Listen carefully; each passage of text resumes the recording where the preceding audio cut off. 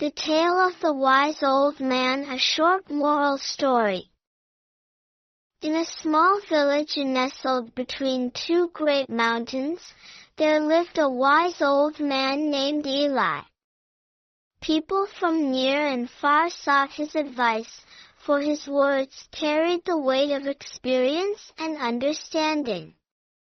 One day, a young man named Jonah came to him, frustrated with life.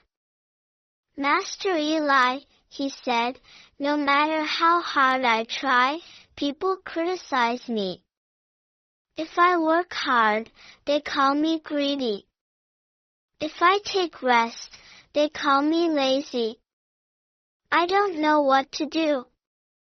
Eli smiled and said, "Come, walk with me."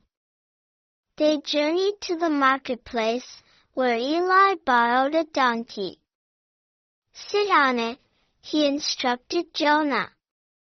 As they walked, passers-by muttered, "Look at that selfish boy," making the old man walk while he rides.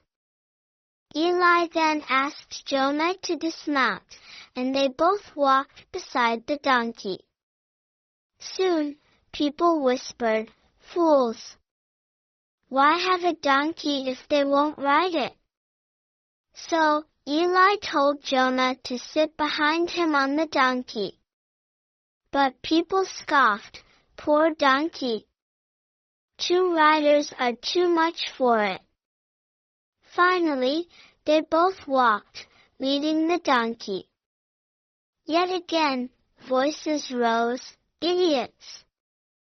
A perfectly good donkey, and no one is riding it." Eli turned to Jonah and said, "You see, no matter what you do, people will always talk. Do what you know is right, and let go of what others think."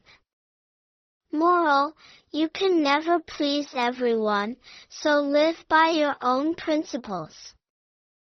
Thank you for watching.